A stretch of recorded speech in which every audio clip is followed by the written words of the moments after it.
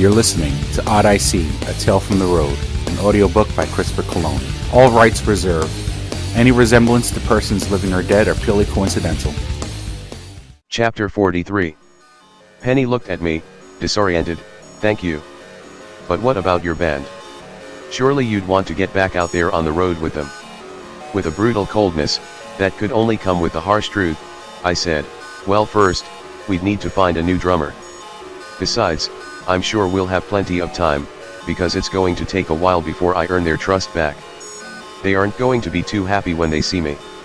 I don't think I'll be winning any popularity contests in that throng, anytime soon. Penny looked confused. She hadn't heard the whole story, not yet. She just nodded, taking my word as gospel. My tone got the message across that I was deadly serious. The door to Penny's dressing room opened again. The mob of suits pushed their way through the walkway. Watching their formation of bodies enter the dressing room, reminded me of a formless jellyfish that was trying to squeeze itself through a small hole. If it tried all at once, it would get stuck. So it would have to work in waves, slowly getting its entirety through the portal. They were hive-minded, simple brains, somehow all linked telepathically. Weak minds think alike. The spokesman suit opened his mouth on the behalf of his commune. He addressed me. We knew we should have never let you come backstage. It was a bad idea from the start. You are a dangerous individual. And you think you can just waltz in here and usurp our role here. We heard everything you said through the door. It seemed they regained their backbones, once that they realized the threat I posed. The suit took aim at his client. Miss Penny, you can't possibly listen to this loser and his band of misfits. We don't care if the governor is here or not. Even he doesn't have the power to nullify the contracts you signed and notarized. Like it or not, you have an obligation to fulfill. He cracked an evil grin. They all cracked evil grins, or we'll just take you to court. We'll have you bound up in proceedings for the next decade or so. You won't have time to get one strum of your guitar recorded, because you'll be too tied up in red tape. We are many. You are just one person. We all stood there in shock. There were more suits than there were people in our entourage. Factions facing off. He was right. Guys like this were ruthless. Ice water flowed through their veins. They had nothing to lose. The parasites were now threatening to drain a detrimental amount of blood from their host. Penny had signed herself into bondage. The suits weren't leaving until they had their pound of flesh. They smelled blood, and weren't leaving until their bellies were full. Imagine if you were dying in the middle of the desert, and you got attacked by a flock of full-grown, hungry vultures. They'd swarm around and overwhelm you. They would peck you all over, while you tried to defend yourself. The more you fought, the more you would exhaust yourself. Eventually your exasperated body would collapse, and the vultures would feast. You lost the moment they decided to assault you. In the course of our little powwow, the suits had abandoned their guard post at the doorway to Penny's dressing room. The door itself stood wide open. I could see the governor's state troopers milling around in the hallway. But the troopers were there to protect the governor, and nothing else. Anybody could have walked through that door, if they were so inclined. I heard a voice from the hallway demand of the state troopers, "Let me through. I'm the head of security, damn it. Here's my backstage pass and credentials." Then the same voice responded boldly and sarcastically to the state troopers' inquiries, "Oh yeah? Well, you look familiar, too. Look buddy, my boss is the brother of your boss. I demand you let me through, now, or I swear I'll have your shield on my mantelpiece, this time tomorrow. I'm the fucking head of security. I can go anywhere I damn well please." It was the nasal, high-pitched voice of Paul. There was a small break in the action while Paul's credentials were scrutinized by a few more of the troopers. He had been who he had claimed to be. They had no reason to stop him from entering the dressing room. The troopers were used to dealing with security guards and their inflated sense of purpose. It seems every security guard had seemed to overcompensate for their inferiority complex. If the troopers only knew how many heinous crimes this figurehead security chief was responsible for, they would arrest him on the spot. But they hadn't fully recognized that they had a most wanted in their midst. Arnie's man had seemed to have been made of Teflon. That's probably how he had reached such a high position in the Wales organization. It was that boldness that made him a good criminal. Paul's figure filled the dressing room doorway.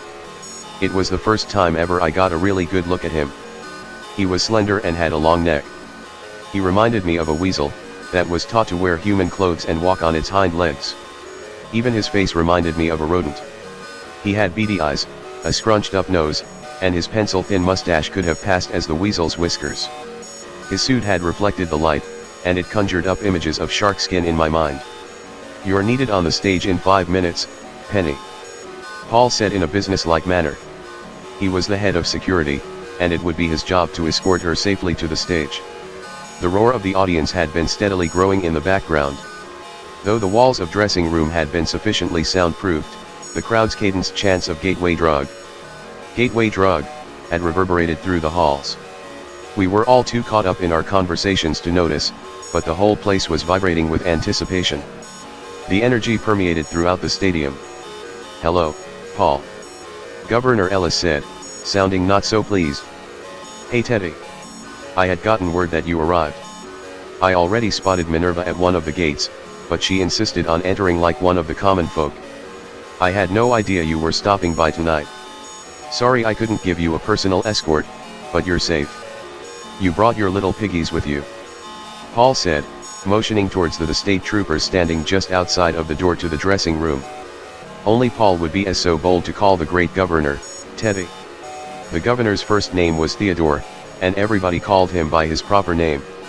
Except for dirtbags like Paul, who had no respect. Paul's eyes then got narrow as he scanned the room.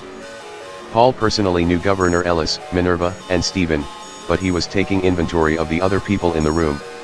After everybody else, his eyes finally landed in me.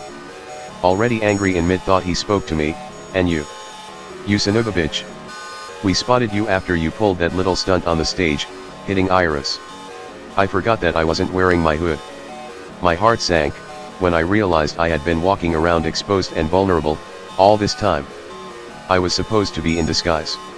Going up on that stage, defeated the purpose.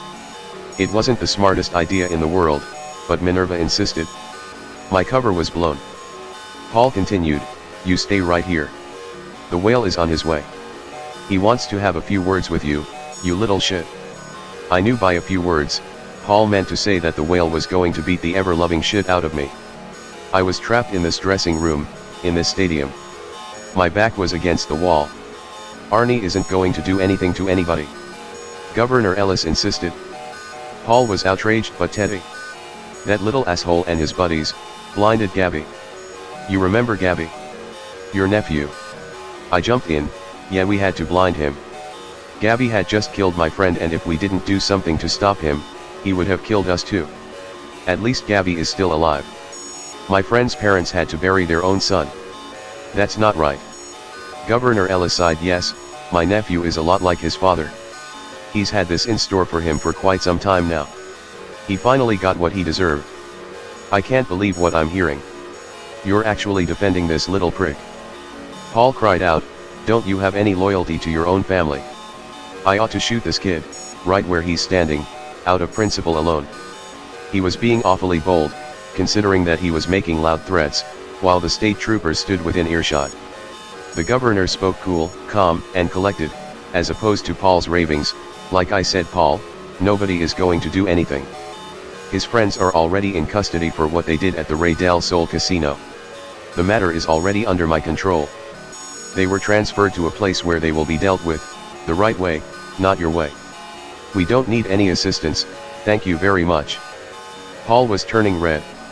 He was infuriated. "I should have known you had something to do with that mysterious transfer, Teddy. You saved those boys' lives." Paul looked at me again. "Don't think that you're safe. You're gonna pay for all your friends' sins. When the whale gets here, he is going to make sure you do. And we'll handle escorting Miss Penny to the stage," the governor said with all the confidence in the world. "I think she has enough people here to protect her, without your help." Paul stormed out of the dressing room, knocking into one of the state troopers on his way into the hall. In any other circumstance, head of security or not, he would have been arrested on the spot. But the governor said let him go, and the troopers acquiesced and followed the direct order. "I know that voice," Bruce Johnson said, almost starting to cry. He shivered with fright. Bruce reached out for a reassuring touch from Layla. She took his hand. Paul's voice disturbed Bruce as much as it did me. "I just wasn't showing it. Both Bruce and I were relieved that Paul was gone, and that voice no longer penetrated our eardrums, or our souls. Paul's voice was cold and devoid of humanity. Bruce continued, "That's the voice of the guy from the Ray Del Sol casino. He's one of Arnie's men, and is responsible for the death of the federal agents." Stephen looked at his father. "You see, Dad? Paul's the suspect we were telling you about. You've got to get your troopers to arrest him. You now have an eyewitness." Stephen then looked at Bruce again. "Well, a witness, anyway. I had realized that's why Minerva had Stephen bring Bruce and Layla along. The brother and sister had suspected Paul was the one responsible for the killing for those federal agents, from Bruce's stories. And if they got Paul arrested, it would get him to stop pursuing me. Minerva, along with Stephen, had planned tonight to the last detail. They knew that Paul would be head of security tonight. They also knew that if Paul had identified me, he would exact revenge on me on Arnie's behalf, for what I did to Gabby. Come hell or high water, Minerva was going to get me backstage to meet Penny, the love of my life. I knew this hurt Minerva, but she would sacrifice her own feelings if it meant my happiness. While Minerva went and retrieved me from the Calypso Lounge, Stephen went and fetched Bruce and Layla. They were integral to the plan. Layla had set up her apartment to take care of Bruce in his golden years. She loved him and do whatever it took to keep him happy and healthy. Bruce took care of Layla as a child, since her father was too busy running the casino and dealing with lowlifes, like Arnie Ellis. Layla would gladly care for Bruce to repay for all the years he took care of her. On the day Stephen had shown up, back, at her doorstep requesting their help, they said yes. I was responsible for reuniting Layla and Bruce. They would help Minerva and Stephen, if it meant they were ultimately helping me. The twins' plans were all coming together nicely, with the help of everybody in our little group, our own little band. Everybody brought their own special talents to the group. That's how bands work. Bruce's hearing abilities were remarkable. If he had said that it was Paul's voice, then it was, without a doubt, Paul's voice that Bruce had overheard plan the gun transaction. The botched transaction that had gotten those federal agents killed. Please visit twostrangersonePodcast.net.